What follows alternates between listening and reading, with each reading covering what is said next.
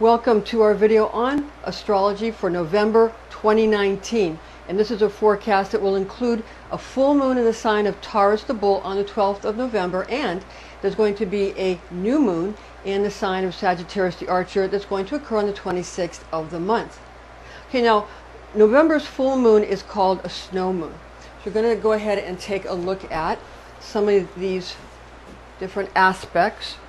All right, now again, it's called a snow moon for November. November's full moon is what's called a snow moon, and it's used by the medieval English people used to call it that, and also Wiccans in modern day call it a snow moon as well. And that will denote that this is a time when colder weather is setting in. Okay, now the colonial Americans and the Algonquin tribes hunted and captured beavers, and that was to make clothes before Jack Frost could come in and sort of freeze over all of the marshlands, the wet marshlands that were settled in the low land. Yeah, and for them, it was called, or might still be called, a beaver moon. Okay, now a Mercury transit is going to occur on November 11th of 2019 as well. Now this Mercury transit is a time when the planet Mercury visibly from most of the earth is going to be transiting across the face of the sun.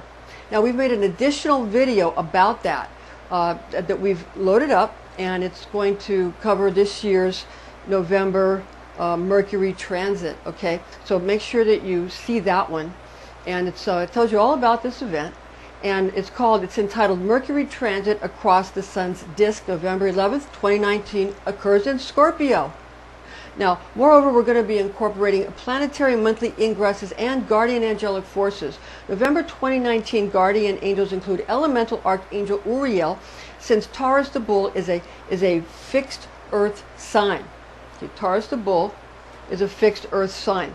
And the elemental Archangel Michael will be the elemental archangel who represents all of the fire signs. So because Taurus is an earth sign, it's going to be Uriel, and because Sagittarius is a fire sign, that will be Michael or Michael. We're also going to give you all the different planetary archangels, the planetary ingresses, and the planetary aspects, as well as the Zodiac Angels presentation and for the predictions for that.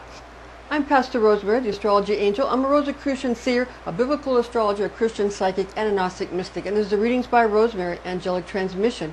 Now, our disclaimer is that high magic should be used with all mindfulness, since powerful forces of manifestation are unleashed. This is intended exclusively for entertainment purposes. All right, now we're going to get into some of these lunar phases and then into the planetary ingresses. Again, we're going to also go over some of the station changes for this month as well, for the various planets. Now, okay, so again, we're going to just reiterate that the moons in November are on the 12th in the sign of Taurus the Bull. Again, that is called a snow moon. Okay, it's called a snow moon. And that's by Wiccans, present day, and it was used in the medieval English in that kind of depiction. So this is going to be a snow moon, going to be a full moon again on the 12th, and that is in Taurus the Bull. And also, we have on the 26th of November, and for this year, 2019, we have the new moon going to occur in the sign of Sagittarius the Archer. So this is going to be a new moon. All right.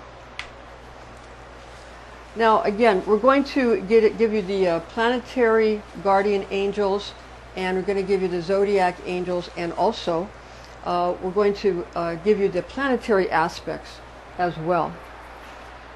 So first, what we're going to do now is go over the planetary ingresses and the astrology angels and the zodiac angels, which go with the natural house and the placement. And these are fluid charts. They're charts that focus on portions of the month. But first, before we get to the planetary aspects, I'm just going to give you some of these ingresses and stations, that kind of thing. All right, now on November 1st, Venus is going to ingress into the sign of Sagittarius, the Archer, which is similar to the natural 9th house of life path meaning. Planetary Archangel Anael of Venus is going to visit the habitation of Zodiac Angel Adnakhiel of Sagittarius, and that's here. Now, November 12th, there's going to be a full moon in Taurus, which is analogous to the natural 2nd house of money and possessions. Now, Planetary Archangel Gabriel, who's the archangel of the moon and of the water signs, visits dwelling of Zodiac Angel Asmodel. Asmodel is for the sign of Taurus the bull. And the elemental archangel for Taurus is Guardian Angel Uriel, who presides over all of the earth signs. Okay? All right. Now, the Merkaba field for Uriel would be this one that looks like a 3-dimensional Star of David. That's the Merkaba field for Uriel, for the Archangel of Earth. Now, for Gabriel, for the Archangel of Water, this is the Merkaba field for the shape of the Archangel of Water, or the Merkaba field of Gabriel, Archangel of Water. Okay, so that's for those angels.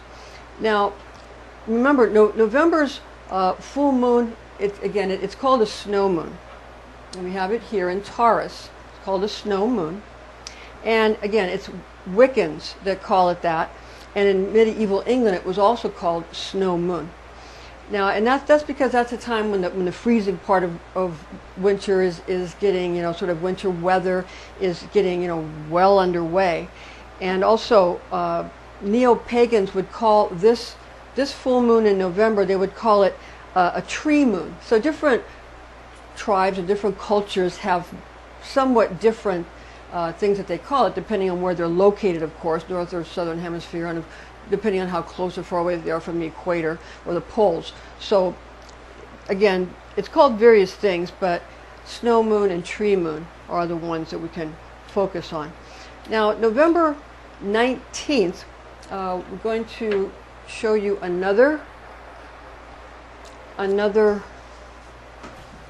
different chart that we have. It turned out there were five various charts this time for the various aspects, so that you could be able to see them all.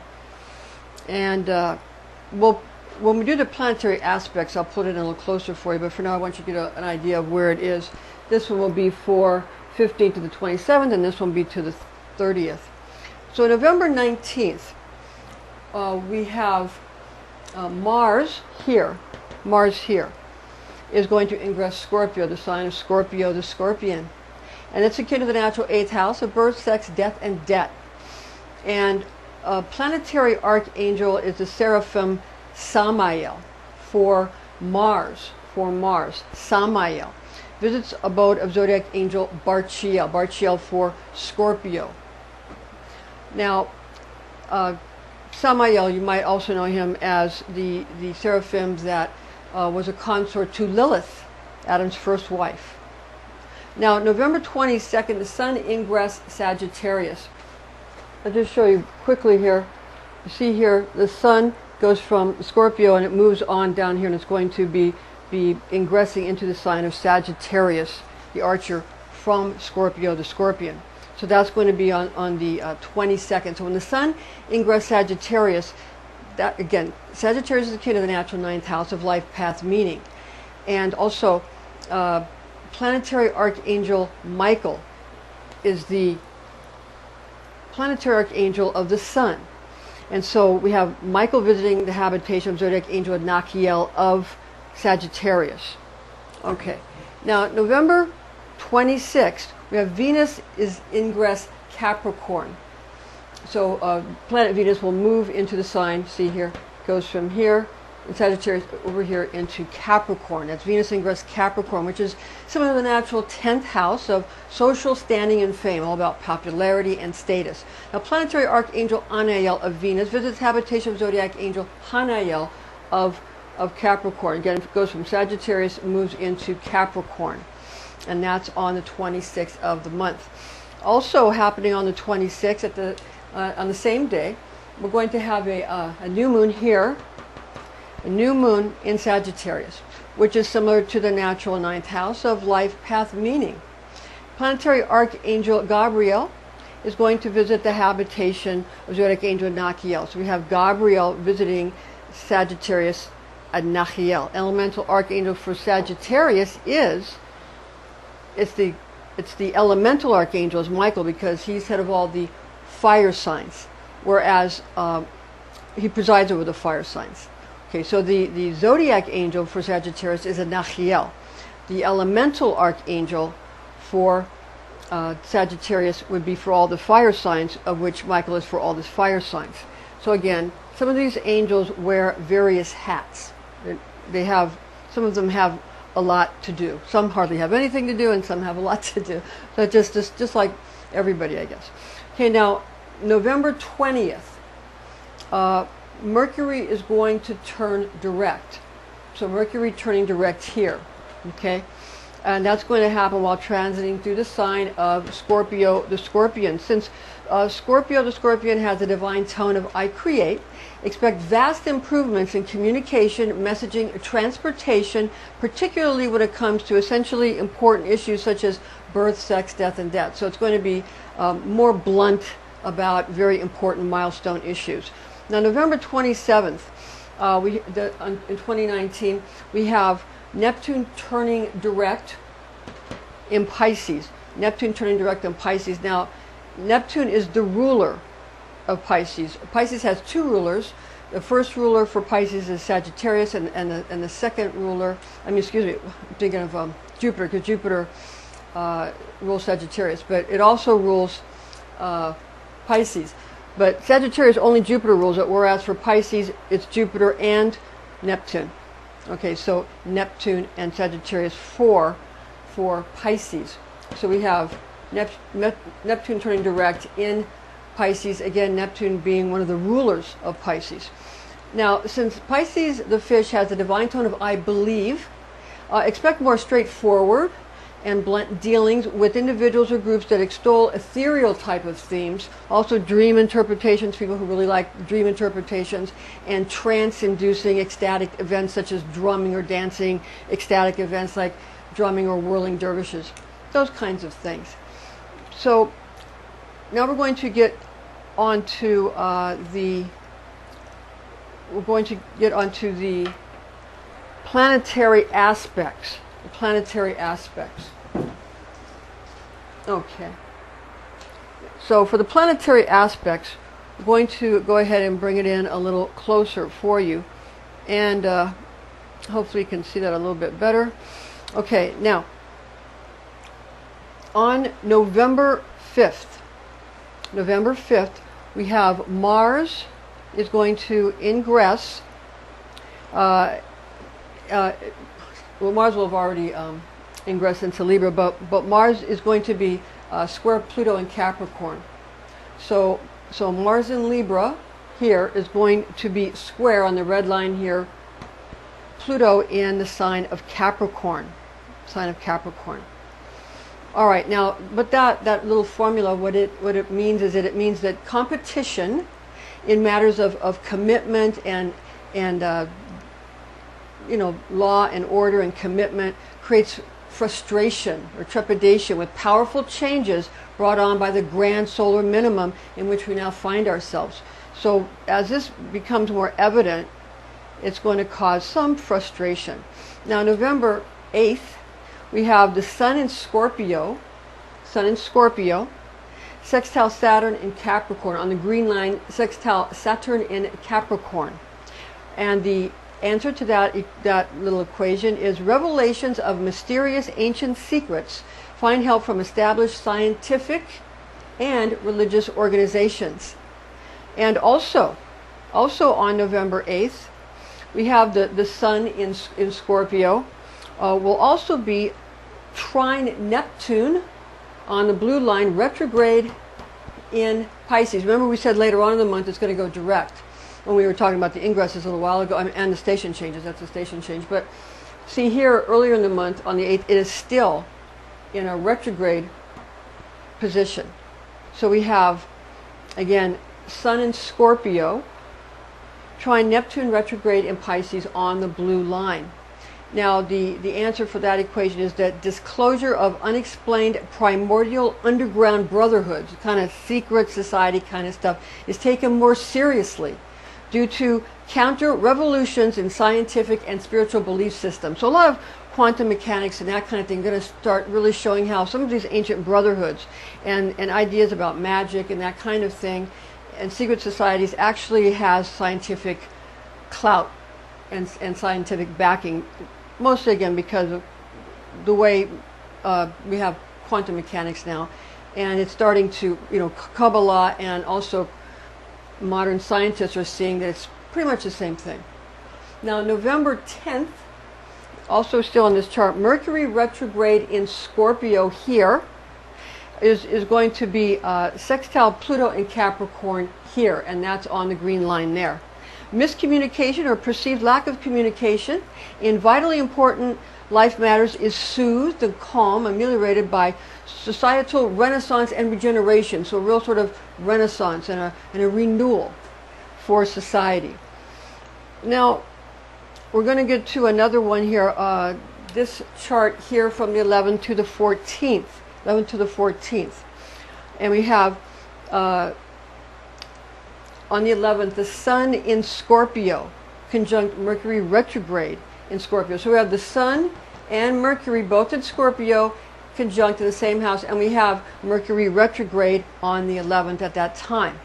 And that will cause a revelation of newly released secret information, which is temporarily delayed until Mercury turns direct once again. So there's going to be like this new information is going to come out, but it's sort of going to be held back. Sort of secret information is going to be held back because it's going to wait until Mercury turns direct again, which will be this month anyway. So it won't be that long of a delay. And November 12th, 2019, we have Mars in Libra here, is sextile Jupiter in Sagittarius. And that's here, Jupiter in Sagittarius on that green line there. And so Mars in Libra, sextile Jupiter in Sagittarius, what it means is rivalry and conflict over matters of rules and obligations and rules and regulations are soothed and calmed down by a generous dose of adventure and travel and sort of, going on journeys and quests and adventures, and that will help with some of the mundane rules and regulations and obligations. November 13, 2019, Mercury retrograde in Scorpio. The Scorpion sextile Saturn in Capricorn again on the green line. There we have Saturn in Capricorn. It's a sextile position. Mix-ups in messaging and transport when it comes to essential issues this is going to be alleviated by really tried and true adherence to traditional hierarchies. So when people are going to start feeling that there's mix-ups in how people are going to communicate, who should tell who what, who should contact who about what, also how someone's going to get from place A to place B. And these things are, these kind of essential issues, and they're mercurial issues, are going to be helped by tried and true adherence to going ahead and following procedure of traditional standard hierarchies that are already in place. There's hierarchies in place. You just simply have to go, you just have to follow the steps. First you talk to this person, then you talk to that person, and then you talk to that person. If you try to go from this person straight, and go over the middleman's head at this point, that would not be good at this time. That's not saying it'll never be good, but it's not good on the 13th. And while this is in effect, while we have Mercury retrograde in Scorpio, sextile Saturn in Capricorn, that will not be a good idea. It should go by the hierarchy and by the chain of command, I believe it's called. Okay, now on the 14th, and the 14th we're still here. The 14th we have Venus in Sagittarius, the Archer, and square Neptune retrograde in Pisces on the red line. So Venus in Sagittarius, the Archer on the red line, square Neptune retrograde in Pisces, Pisces the fish. And that's on the 14th, and that's going to cause new and doable adventures in romance and friendships or career prospects, conflict with the desire to give up and retreat into the nether regions of oblivion. So people are going to see that some of the things that they want to do some of the places they want to go, some of the people they want to see and be seen with, and also some career prospects and jobs and that kind of thing that they've been looking forward to. Not just jobs, but careers. That's going to conflict with the desire to just retreat and forget about it all. Some people are saying they just want to give up on everything. And that's because of the Neptune retrograde in Pisces. Again, these things are only, they're temporary. They don't, as these change things, then everything changes, right? So there's going to be a conflict in those things, some tension. So do what feels most, don't push yourself too hard, but don't let yourself get depressed either. You want to not get too depressed and go into Abaddon where you do nothing. And you don't also, and get so depressed, you don't want to do that, but you also don't want to get so frenzied that you make yourself, sick or overly tired or overly stressed or concerned. You want to keep it at a nice, manageable, doable level, but things are going to be doable. So maybe don't bite off more than you can chew would be good advice. And also don't just decide you're going to do nothing. That probably won't be good either. Okay, we're going to take a look at a chart now that's on the 24th. And so we're going to go back to this one, which we have from the 15th until the 27th. And then this one, the 28th. Then we have another one on the 30th. There was that kind of a month where there was a lot of changes in the stations and the ingresses. So for the planetary aspects, we had to kind of, really make a whole bunch of charts. So on November 24th, that's going to be up here. On November 24th in 2019, we got Venus in Sagittarius conjunct Jupiter in Sagittarius. So here, this is on 24th, Venus in Sagittarius. Here is going to be conjunct Jupiter in Sagittarius. And that's both in the same house, so they're both in here together. And that's going to cause new love, interest, associates, or job opportunities are become bolstered by generous benefactors. So that's kind of a good thing. Now also on November 24th, we have Mars in Scorpio. Here, Mars in Scorpio opposing on the dark red line at Uranus retrograde in Taurus. And that's going to cause a desire to compete for achievement and accomplishment in regards to imperative and vital, essential life milestones. Battles against dread of upheaval when it comes to money and possessions. People going to be, they're really going to want to see that they've accomplished this at this milestone and accomplished this at this milestone.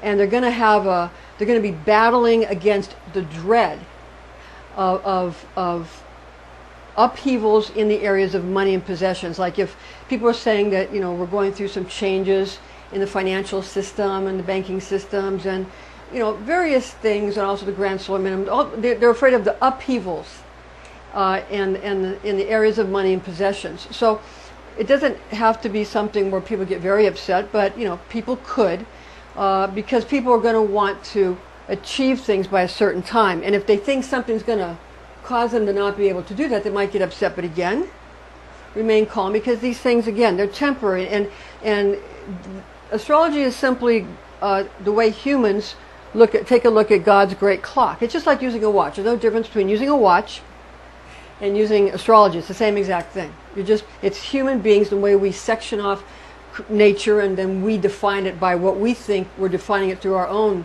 senses. Another creature might define it a different way. So it's not, astrology is no worse or better than using a clock. And so, God has everything set in perfection. This tells us what God is doing. God told us to watch the signs and the stars, and that's what we're doing in Luke. Okay, so we have November 28th.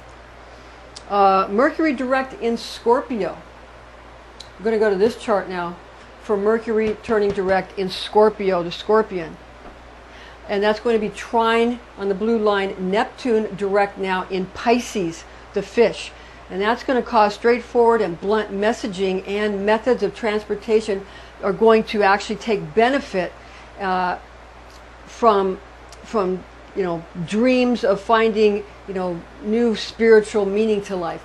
So people are going to be able to talk more openly and more directly about the good things that they've discovered and achieving their dreams, their spiritual dreams, and their spiritual accomplishment, and their spiritual meaning to their lives. And that's what that's going to be about. Now, November 28th is Venus in Capricorn, trine Uranus, or retrograde in Taurus. That's on the blue line there. Venus in Capricorn, trine Uranus retrograde in Taurus. Now, upgrades and improvements in status and popularity in the areas of romance and also friendship or career are going to profit greatly from revolution in areas of money and possessions. And that's because of the Taurus placement there. Now, on November 30th, and this is going to be our last chart for you this evening, we're going to have for you here, we have on November 30th, we have Mercury in Scorpio, now direct, Mercury now direct in Scorpio, sextile on the green line, Saturn in Capricorn. That's going to cause the efficient and direct communication and transportation systems that are going to be helped by self-discipline as well as traditional regulations and laws. Okay, now for the Hebrew associations for some of these phrases for astrology, we'd like to give you the Hebrew calendar associations, and also the zodiac is called Mazaroth in Hebrew, and we're going to give you the placements regarding the ingresses, because again, these are formulas. They're sort of planetary formulas, and if we give you the Hebrew words for it, it might make sense to you how that might be something that has deep spiritual meaning in some cultures, okay? And cultures that are based on these types of languages, okay? So the sun is called Shemesh in Hebrew. It's called Hama or Shemesh, like Shemesh. And the ingress Sagittarius is Kashat. So Sagittarius, Kashat, and Shemesh for the sun. Full moon is Levana. Moon is Levana for newer, so it's just the moon is Levana. For the full moon called Keseh or Shabbat or Moshiach, the Messiah, the full moon in Taurus. Taurus is Shor. The new moon, again moon Levana, and new moon is called Rosh Chodesh, and it's going to be in Sagittarius the Archer, Kashat. Sagittarius, Kashat. Mercury, the planet Mercury is Kokav, and there's no ingresses this month. There's station changes, but not ingresses. And for Venus, the planet Venus, there's two ingresses. So we have Venus is called Noga, and the angel is Anael. Noga, ingress Sagittarius, and Sagittarius, the constellation Hebrew is Kashat, and the Zodiac Angel is Adnakhiel. Venus, Noga, ingress Capricorn later on in the month, and Capricorn is Gedi. Mars is called Ma'adim in Hebrew, ingress Scorpio. Scorpio is a crab. And we have Jupiter is called Zedek in Hebrew, and it doesn't have any ingresses this month. Saturn is called Shabbatai, no ingresses this month. Uranus called Oron, no ingresses this month. Neptune is called Rahab, no ingresses this month. And Pluto, there's no Hebrew word for Pluto, and there are no ingresses this month. So now keep in mind that achieving goals and in life and being able to achieve the things that you want and accomplish your phenomenal success that you're looking for through magical intervention are all very possible. And that's especially if you know when and whom to invoke, which is why we've taken the time to give you the angels that you can invoke, and these guardian angels and planetary angels and zodiac angels and elemental angels and archangels can really help you to deal with these energies and these frequencies. So if you know when, and showing you when and whom, we're showing you whom, then you'll be able to bring more power to yourself and enjoy these times and know that you're protected from God's very angels. Now, magicians must also consider how various planetary and zodiacal angelic beings will interact with each other, making sure to invoke into oneself or to invoke into your sacred circle, or to evoke means to call upon, potent forces of light that will extend into facets of the Magi's life, predetermined by her or him for specific purposes that are tangential to your true will. So this is about your true will. Again, true will is not what you want to do, or what you wish to do, or what you daydream to do. It is what you will do no matter what. It's what you tell yourself, I will do this, and what you momentarily want or wish doesn't matter. You will do this because that's what you've decided you will do. Okay, that's where true will really gives you a lot of power. And also, magic has got to be taken seriously because it's a very ancient method of manifestation. It's intended for practical victories over the constricting forces which set up our 3D reality, and that then take that and set it into motion. So this plane of existence, this earthly plane of existence, is very restricting, and magic is used to be able to extend the light in extension beyond the constriction. And even in Kabbalah, it talks about when the light was sent in to the vessels and the vessels shattered, and that's what caused the illusion of separation. And it's all about tikkun olam, taking these pieces of shattered parts of the first vessels and putting them back together. Okay, so this is and Zimzum and all of that. So this is very about Kabbalah, and it's a very sacred science, and it's just as much a science as anything else, and it indeed is exactly like quantum mechanics, and modern scientists are understanding that. Now, magic has rules just like any other science, because it's a science which must be devotedly applied to practice, and magicians strive not to break natural laws, but rather to understand how Mother Nature manifests her creation so that we are able to work in tandem with her. Remember, Christ said that he did not come to break the laws of Moses. He came to fulfill the law, not to break it. Okay. The information found in this document is based on the oral tradition known as Kabbalah, taught to me by Rosicrucian clergy when I was but a young girl, the facts of which I have committed to memory. Thank you for joining us, and please join us again.